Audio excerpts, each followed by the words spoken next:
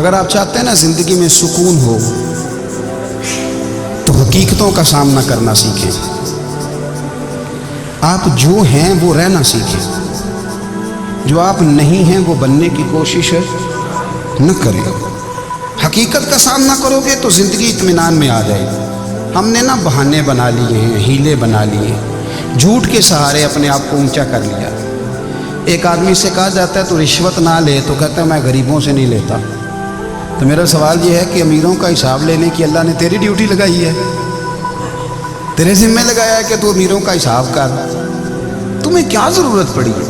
ہم نا بہانہ کرتے ہیں، رشوت لینے والے کا الگ بہانہ ہے اور سفارش والے کا الگ بہانہ ہے. حقیقت کا سامنا کریں. حقیقت کا جو میرے ذمہ داریاں ہیں وہ میں نے پوری کرنی، جو آپ کی ذمہ داریاں ہیں وہ آپ جان نہ چھڑائیں.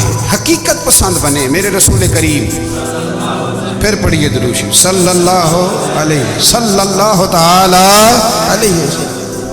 حضور صلی اللہ علیہ وسلم نے فرمایا کہ میری بیٹی سیدہ فاطمہ الزہرا رضی اللہ تعالی عنہا صرف جنتی نہیں، جنتی عورتوں کی سردار ہے. لیکن حضور نے یہ بھی فرمایا کہ فاطمہ یہ خیال رکھنا اگر اللہ نے حساب پوچھا تو حساب تم نے خود دینا ہے. حقیقت کی طرف توجہ کرائی حضور نے. وہ صرف جنتی نہیں، جنتی عورتوں کی سردار ہیں، پر حقیقت کی جانب توجہ. میں حقیقت یہ ہے کہ اگر مالک نے حساب پوچھا تو اس کی تیاری بھی کرنی ہے. دیکھیں نا ہمیں کچھ یقین نہیں. اللہ معاف کرے کہ ہمارا حساب کیسا ہوگا، لیکن کتنے آزاد ہیں. یعنی بڑی دلیری سے بندے کہتے ہیں فجر نہیں پڑھتا جی، 3 پڑھتا ہوں جی، شاہ رہ جاتی ہے جی، کپڑے صاحب، بڑی دلیری سے. اور سیدہ فاطمہ الزہرا نے ساری رات مصلی باز رکھا ہے، حالانکہ انہیں یقین تھا کہ رب مجھے بغیر حساب کتاب جنت دے گا. حقیقت کا سامنا کریں. جو حقوق آپ کے ہیں وہ آپ نے ادا کرنے ہیں، جو ذمہ داریاں ہیں وہ ذمہ داریاں ہیں. دیکھیں نا حضرت موسیٰ کلیم اللہ علیہ السلام کے پاس اسرائیل روح نکالنے آئے تو حضرت موسیٰ نے تھپڑ مارا، آنکھ نکال دی. واپس گئے. اللہ انہوں نے تو جلال فرمایا، کہا موسیٰ علیہ السلام سے کہیے بیل کی پشت پر ہاتھ رکھیں، جتنے بال ان کے دست مبارک کے نیچے آئیں گے اتنے 1000 سال ان کی عمر بڑھا دی جائے گی. یعنی میرے کان میں کوئی بتا دے کہ جناب 60 سال بڑھ گئی، یا آپ کے کان میں کوئی کہہ دے تو خوشی ہوتی ہے کہ نہیں؟ لیکن حقیقت پسندی نہیں، اس لیے کہ 60 بھی گزر جائیں گے، 70 بھی. یہ حقیقت نہیں. حضرت موسیٰ کلیم، چلے میں مثال دیتا ہوں، سمجھ لے 10 بال، حالانکہ بہت زیادہ آتے ہوں گے، 10 بال اگر حضرت موسیٰ کے ہاتھ کے نیچے آئے تو 10,000 سال تو عمر بڑھ گئی نا. 10 یعنی 10 سال نہیں، 10 100 نہیں، 10 بہت زیادہ تھی نا.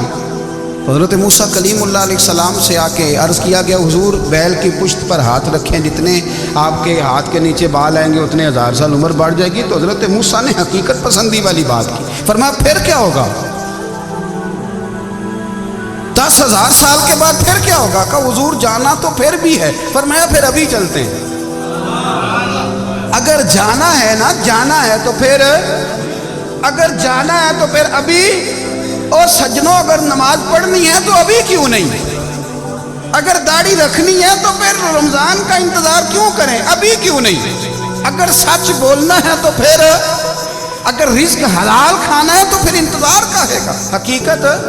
حقیقت ہوتی ہے، بہانہ ہوتا ہے. حقیقت چھپ نہیں سکتی بناوٹ کے اصولوں سے، کیونکہ خوشبو آ نہیں سکتی کبھی کاغذ کے پھولوں سے. یہ بات یاد رکھیں. اگر جانا ہے تو حضرت کلیم فرمانے لگے پھر 10,000 سال کے بعد بھی جانا ہے. تو آج بھی ہمیں بے قراری زندگی میں اس لیے کہ ہم حقیقت پسند نہیں ہیں. ہم بہانوں میں، ہم ہواؤں میں جیتے ہیں، ہواؤں میں، خیالات میں زندگی گزارتے ہیں. بڑا ٹائم پڑا ہے. مثلاً کتنا میرے رسول کریم صلی اللہ تعالیٰ علیہ وآلہ وسلم نے ایک دن صحابہ سے فرمایا تمہیں حیا نہیں آتی؟ حضور کیا ہوا؟ فرمایا وہ والے مکان بناتے ہو جن میں تم رہ نہیں سکتے، وہ والا مال جمع کرتے ہو جو کھا نہیں سکتے، حیا نہیں آتی؟ اور اس کی حضور حکم کریں تو محبوب فرمانے لگے جوتے کا ایک تسمہ بند کرتا ہوں تو سوچتا ہوں دوسرا بند کرنے سے پہلے موت آ جائے گی. ایک سانس اندر جاتی ہے تو دوسرا آنے سے پہلے میں یاد کرتا ہوں کہ مجھے دنیا سے جانا ہے. تمہیں حیا نہیں آتی؟ وہ مکان بناتے ہو جن میں رہ ہی نہیں سکتے، وہ مال جمع کرتے ہو جو کھا۔ حقیقت پسند نہیں بھائی ہم۔ بہت سارے لوگ ہیں بڑی باتیں سناتے ہیں، بڑی، میں کہتا ہوں اصل میں نا زیادہ باتیں سنا کے نا بیچارہ اپنے آپ کو مطمئن کرنا چاہتا ہے۔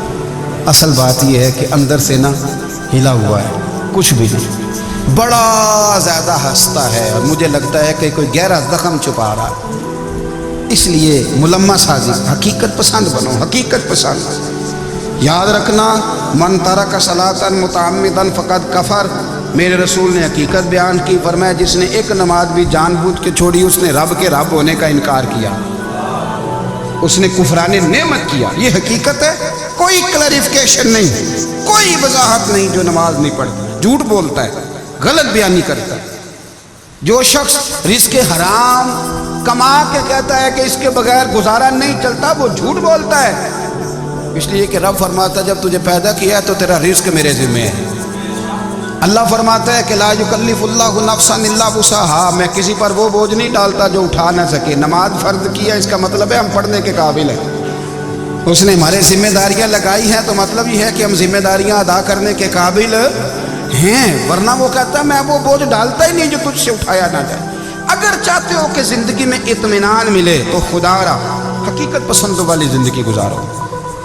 یہ فضاؤں میں زندہ رہنا، ہواؤں میں، اللہ بڑا معاف کرنے والا ہے، اللہ بڑا کریم ہے، معاف کر دے گا، تو بھئی یہ بات صحابہ کو بھی پتہ تھی، یہ اہل بیت کو بھی خبر تھی، تو وہ تو ایک ایک بات کا لحاظ کرتے تھے۔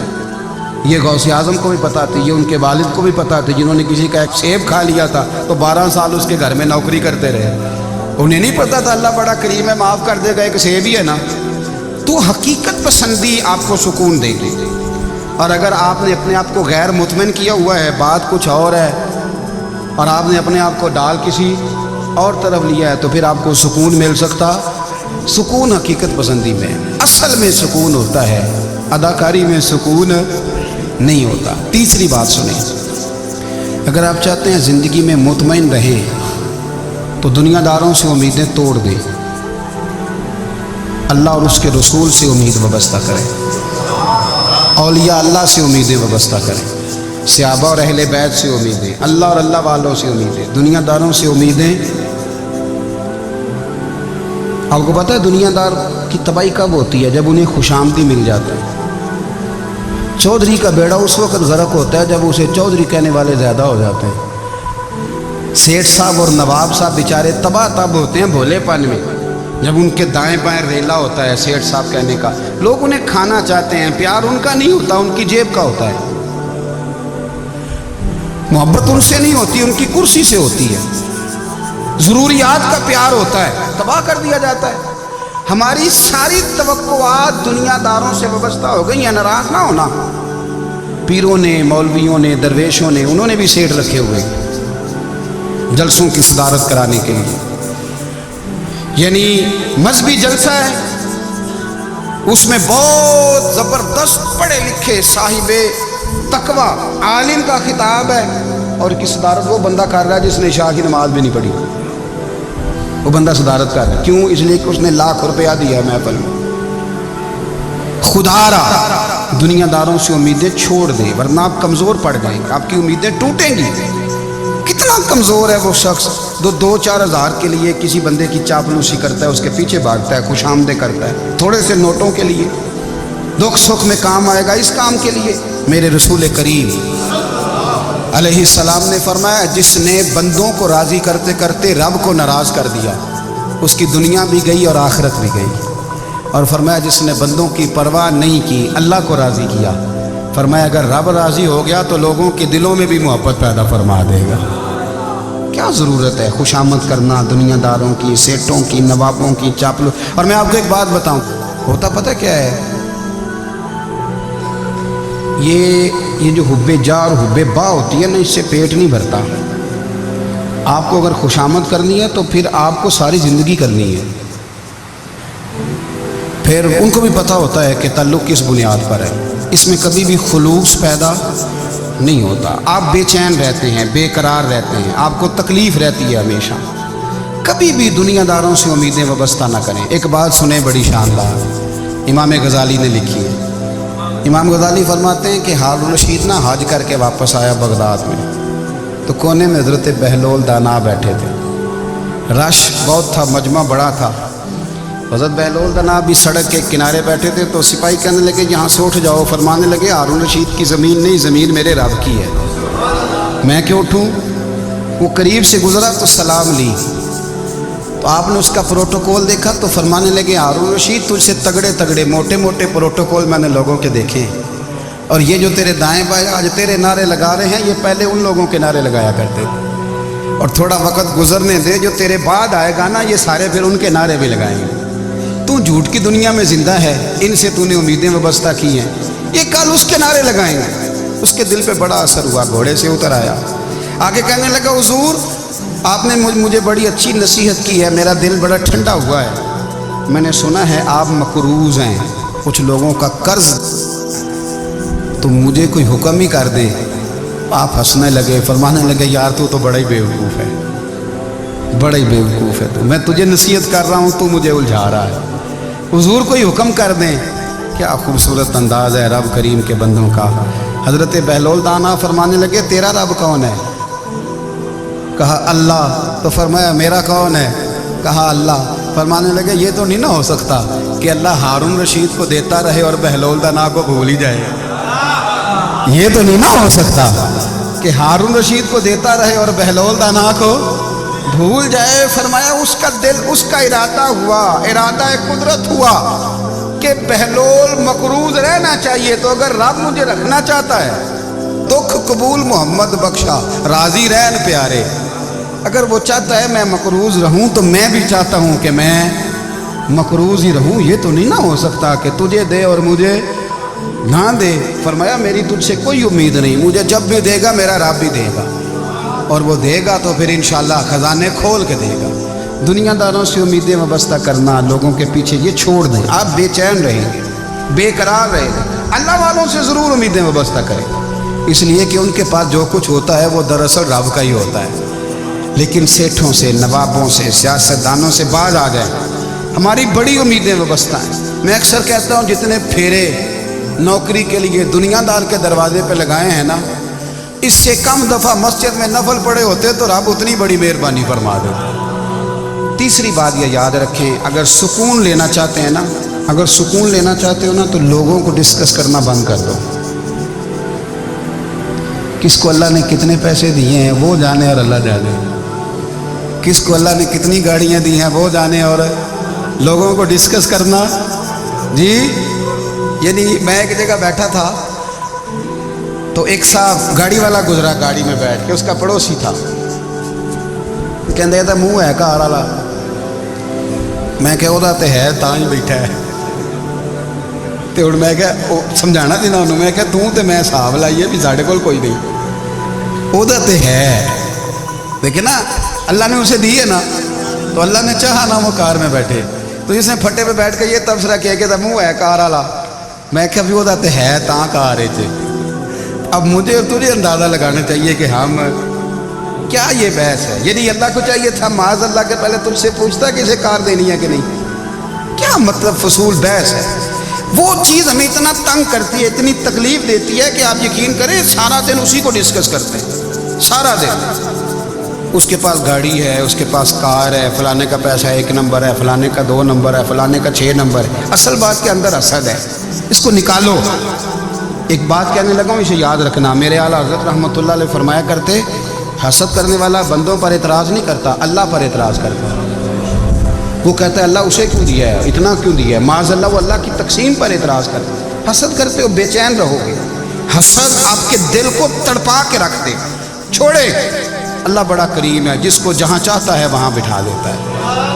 آپ قطعاً اس بحث میں نہ پڑے کہ اللہ نے کس کو کتنا دیا ہے، کب دیا ہے، کیوں دیا ہے، وہ بڑا بے نیاز ہے۔ حسد آپ کو تباہ کرے گا۔ دنیا میں پہلا گناہ جو ہوا تھا وہ حسد تھا۔ ابلیس نے حضرت آدم سے حسد کیا، کہنے لگا میں بہتر ہوں، سرداری اس کو مل رہی ہے، تو یہ تو اللہ کو پتہ ہے نا کس کو دینی ہے۔ اور دنیا میں پہلا قتل حسد کی وجہ سے ہوا، حابیل قابیل کے درمیان حسد کا معاملہ تھا۔ खातून का निकाह उससे क्यों हो रहा है, मुझसे होना चाहिए।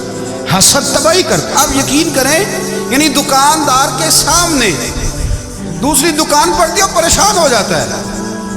वो कहता है मेरा क्या बनेगा, ला हौला वला कुव्वता इल्ला बिल्लाहिल अलिय्यिल अज़ीम। यानी तेरा क्या ख्याल है कि तेरे हिस्से की रोटी वो खा जाएगा, इतना छोटा दिल।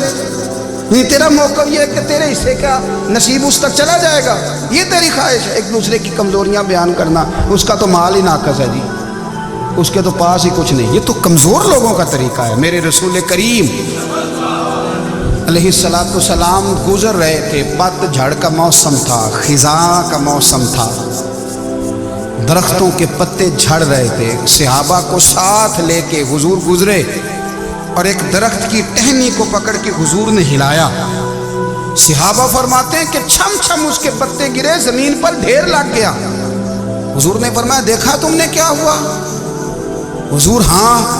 फरमाया कितनी तेजी से पत्ते झड़े हैं, सिर्फ तना रह गया है और खाली टहनियाँ रह गई हैं, कोई हुस्न बचा है?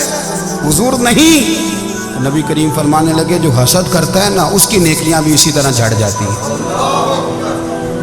इसी तरह। और एक जगह हुजूर फरमाने लगे जिस तरह राख लकड़ी को आग खा जाती है, जिस तरह लकड़ी को आग, जब आग खा जाए तो फिर लकड़ी को लकड़ी नहीं कहा जाता, राख कहा जाता है, कोयला कहा जाता है, उसकी असल बाकी यानी उसे खाई जाती है।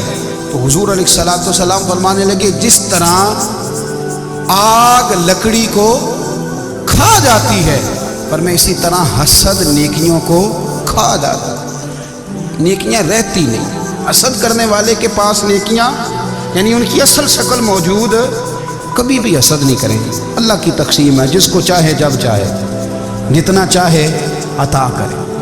और चौथी बात मेरे भाई, कभी भी बुग़्ज़ ना पैदा करें। बुग़्ज़ वाले लोग बेसुकून रहते हैं। बहुत सारी कमज़ोरियाँ हमारे अंदर होती हैं ना, फिर अल्लाह हमारी रोज़ी तो नहीं ना बंद फरमाता। ये तो नहीं कहता कि ज़मीन से निकल जाओ।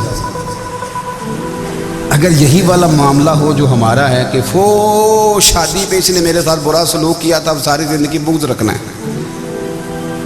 अगर यही मामला फरिश्ते अल्लाह की बारगाह में कहें कि या अल्लाह इसने फ़लाने दिन शराब पी थी, अब इसको ज़मीन में नहीं रहने देना, निज़ाम ज़िंदगी चलेगा।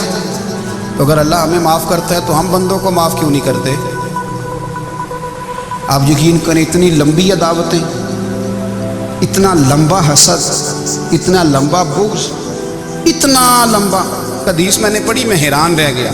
मेरे नबी करीम अलैहिस्सलातु सलाम ने फरमाया अपनी बीवी से कभी बुग़्ज़ ना रखना।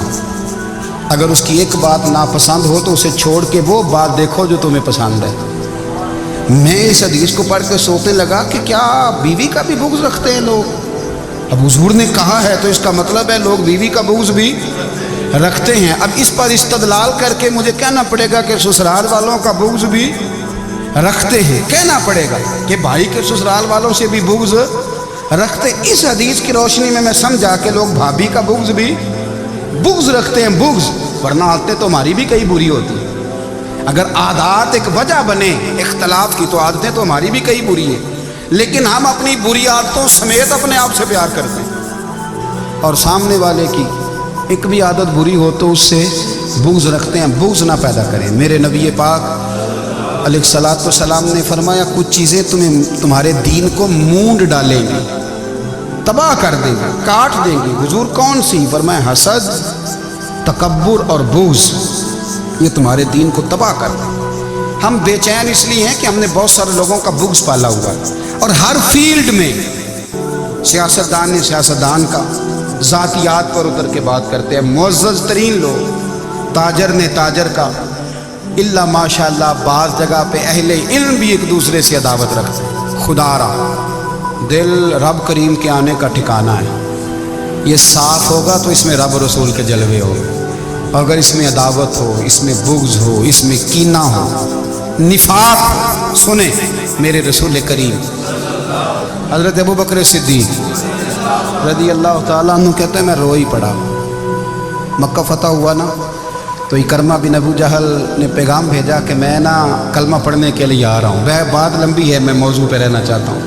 कहते हैं जब वो आने लगा ना तो नबी पाक ने हम सब को बुलाया, हम हाजिर खिदमत हुए तो हुजूर फरमाने लगे कि اس کے باپ نے نا بڑا ظلم کیا ہے ہمارے ساتھ، ابو جال نے بڑا ستایا ہے، بڑی تکلیف دی ہے۔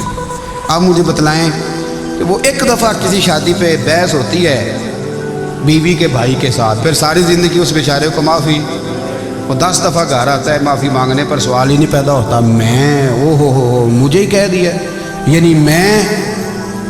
پھر مجھے ہی کہہ دیا آپ نے، اور میری شان میں بے ادبی، اور پھر میں معاف کر دوں؟ توبہ توبہ توبہ، یہ کیسے ہو سکتا ہے؟ میری ناک نیچی ہو جائے گی، اور آپ نے مجھے کہہ دیا، سوال ہی نہیں پیدا ہوتا۔ اور یہ رونا میں اکثر ہوتا ہوں کہ شادی والے دن داماد صاحب کا زیادہ دماغ خراب ہوتا ہے، جب چھوٹی سالی کی شادی ہوتی ہے نا، اس دن اس کو بخار چڑھتا ہے، کوئی اس کو کان میں کہتا ہے تیری عزت نہیں کرتے، اس دن اس کا دماغ خراب ہو جاتا ہے، بچے اٹھا کے نکل آتا ہے، وہ بیچارہ سسر منتیں کر رہا ہوتا ہے کہ تیری مہربانی آ جا، یہ عزت کرا رہا ہے۔ تو میں نے کہا احتجاج کر کے جو عزت کرائی جاتی ہے وہ عزت نہیں ہوتی۔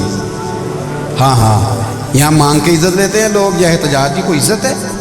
آپ کے اندر کمالات اتنے ہوں کہ آپ کی عزت کرنے کو دل چاہے، یعنی مزہ آئے، یعنی لطف آئے، یعنی آپ دور بیٹھے ہوں تو کسی کا دل کرے آپ کو اسٹیج پہ بلانے کے لیے۔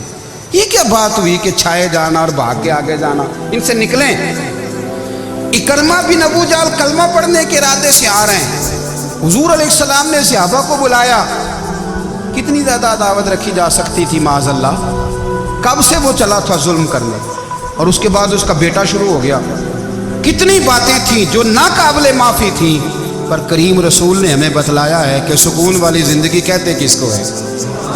جب سب لوگ جمع ہو گئے تو حضور نے فرمایا بھئی وہ کلمہ پڑھنے آ رہا ہے، اس کے باپ نے ظلم بڑے کیے ہیں، پر میری نصیحت یہ ہے کہ اس کے سامنے اس کے باپ کو برا نہ کہے، خبردار کوئی اس کے سامنے کوئی بات نہ کرے، اب وہ کلمہ پڑھنے آ رہا ہے، مطیع ہو کے آ رہا ہے، بان کے آ رہا ہے۔ کہتے ہیں اللہ کے رسول نے نا کافی دیر تک خطبہ دیا، بریفنگ دی، بات سمجھائی، جناب صدیق اکبر کہتے ہیں میں رو پڑا۔ ایک صحابی مجھے کہنے لگے تمہیں کیا ہوا؟ تو میں نے کہا میں مصطفیٰ کی رحمت پہ رو رہا ہوں، دیکھو کن کے لیے حضور گراؤنڈ بنا رہے ہیں، دیکھو کن کے لیے حضور تیاری کر رہے ہیں، جنہوں نے ساری زندگی دشمنی کی۔ خدا را یہ اندر سے عداوتیں نکال پھینکو، او بھائی اتنا تو لمبا ٹائم ہی کوئی نہیں، اتنا تو وقت ہی کوئی نہیں، اس کو صاف رکھو، بندہ کوئی کر بھی گیا تو کوئی حرج نہیں۔ چنگی مندی سجنا کولوں 100 واری ہو جاندی، یار یاراں دا گلا نہیں کر دے، اصل پریت یار یاراں دا جڑا گلا کردا جے یار نہیں جے ہوندا۔ ہاں پکی بات، پکی پیڑی۔ میرا ایک سنگی مجھے آ کے کہنے لگا فلانی جگہ بندہ یہ بات کر رہا تھا، میں کہ تو اوتھے ہی سے سندا سا، تم ہی نال ہی سے، میرا تو سجن بات ہو ہی نہیں سکتا۔ چنگی مندی سجنا کولوں 100 واری ہو جاندی، یار یاراں دا گلا نہیں کردے، اصل پریت جنہ دی۔ ہاں جو بندے پھر ہوتے اس طرح کے، ان کے لیے بھی میاں صاحب نے کہا ہے، ان کے لیے بھی میاں صاحب نے کہا ہے، ان کے لیے بھی آپ نے بات ارشاد فرمائی ہے۔ آپ نے فرمایا چنگا ہویا لڑ نیڑیوں چھٹا، کتے عمر نہیں لنگی ساری، بے قدران دی یاری کولوں توبہ لکھ لکھ واری، او چنگا ہویا لڑ نیڑیوں چھٹا، کتے عمر نہیں لنگی ساری۔ جو اس طرح کا تھا نا شکوے کرنے والا، بغض رکھنے والا، فرمایا بے قدران دی یاری کولوں توبہ، یعنی لاکھ تے لاکھ کنے ہو گئے، یعنی 2 لاکھ واری توبہ کی تھی انہوں نے، گنی نہیں جا سکتی جتنی میاں صاحب نے توبہ کر دی۔ بے قدرے دوست، بے قدران دی یاری کولوں توبہ لکھ لکھ واری، چنگا ہویا لڑ نیڑیوں چھٹا، کتے عمر نہیں لنگی ساری۔ تو مہربانی کریں، ایک تو اگر آپ مطمئن رہنا چاہتے ہیں تو کبھی کبھی نا مست ہو کے ذکر الہی کریں، مست ہو، وہ والا ذکر نہیں جس میں آپ موبائل بھی دیکھ رہے ہیں اور کہانیاں بھی۔ میرے سامنے کو بندہ جمعے والے دن یا تقریر کے درمیان تسبیح لے کے بیٹھ جائے تو میں اس سے پوچھتا ہوں تو دو کام ایک ٹائم کیویں پہ کرنا ہے؟ میری بھی بات سن رہے ہو، تسبیح پڑھی تو ممکن ہی نہیں، تسبیح تو تسبیح ہے، جب وہ ہوگی تو پھر کوئی اور کام سوال ہی نہیں پیدا ہو۔ ایک تو ذکر کرے محو ہو، دوسری بات حقیقت کا سامنا کرے۔ آپ اگر مطمئن رہنا چاہتے ہیں تو حقیقت پسند بنے۔ تیسری بات حسد چھوڑ دیں، دوسروں کو ڈسکس کرنا چھوڑ دیں، آپ یہ دیکھیں کہ اللہ نے مجھے کیا کچھ دیا، اس پہ راضی رہیں۔ اور چوتھی بات عداوت چھوڑ دیں، سینے میں کینہ چھوڑ دیں، آپ کی زندگی مطمئن ہو جائے گی، آپ خوشحال رہیں گے۔ وہ جو آپ لفظ کہتے ہیں نا کہ میں بور ہوں، میں پریشان ہوں، اس سے آپ نکل آئیں گے۔ اللہ ہمیں محبوب کی غلامی میں زندہ رکھے، غلامی میں موت